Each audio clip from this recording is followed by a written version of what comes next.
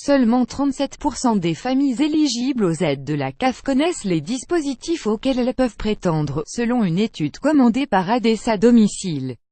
Kadmi Fotolia. La fédération ADESA Domicile dénonce une certaine opacité du système d'aide à la personne alors que se tient mardi et mercredi à Paris le salon des services à la personne et de l'emploi à domicile. Les chiffres sont alarmants. D'après une enquête publiée ce mardi par la fédération ADESA Domicile qui regroupe 350 entreprises et associations de services à domicile et d'aide à la personne, une personne sur 3 personnes âgées, personnes handicapées ou allocataires CAF éligibles aux aides sociales versées par les conseils départementaux ou les caisses d'allocation familiale CAF et n'y accèdent pas.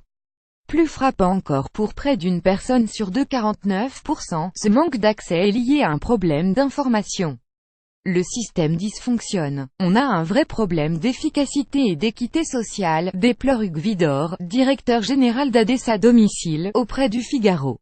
Le drame dans tout ça, c'est que ceux qui en avaient le plus besoin ne sont même pas au courant. On se demande si les NY a pas une opacité voulue pour faire des économies. Parmi les aides les plus méconnues, celle des caisses d'allocation familiale CAF. Seulement 37% des familles éligibles connaissent les dispositifs auxquels elles peuvent prétendre, selon l'étude. Les administrations qui gèrent ces aides ne sont pas toujours au courant de ce qui existe, constate Hugues Vidor, directeur général d'ADESA Domicile.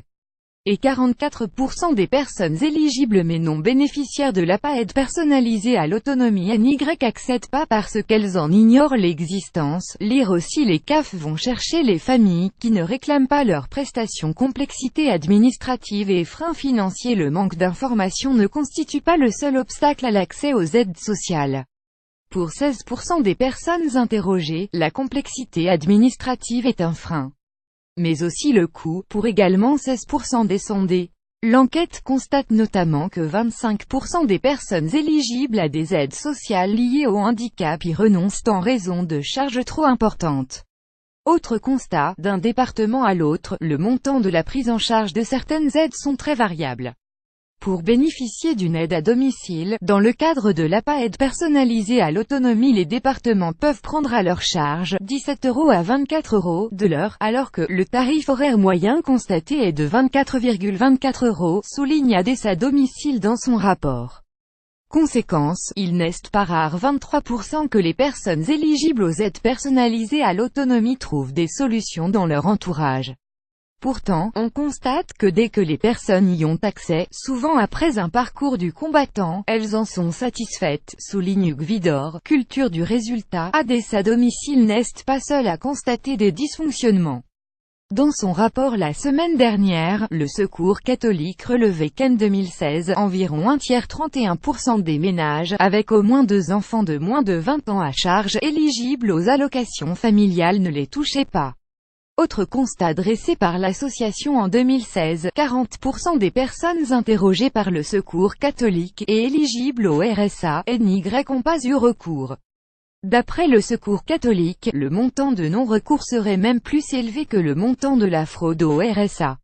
En 2012, la fraude au RSA représentait 170 millions d'euros, d'après l'Observatoire des non-recours aux droits et services au Nord, alors que l'Observatoire estime que chaque année, 5,3 milliards d'euros ne sont pas versés à des ayants droit du RSA. Lire aussi. Le Secours catholique réfute 5 idées reçues sur les pauvres alors que se tient pour 2 jours à Paris le salon des services à la personne et de l'emploi à domicile. La fédération plaide pour une culture de la transparence et du résultat.